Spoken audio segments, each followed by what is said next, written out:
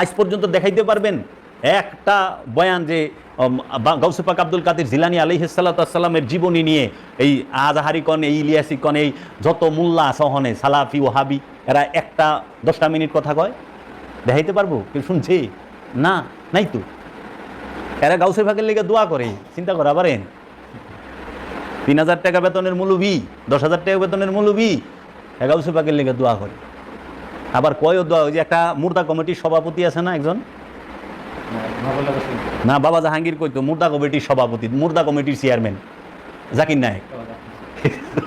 আরে বাবা জাহাঙ্গীর কইতো এটা হলো মুর্দা কমিটির চেয়ারম্যান।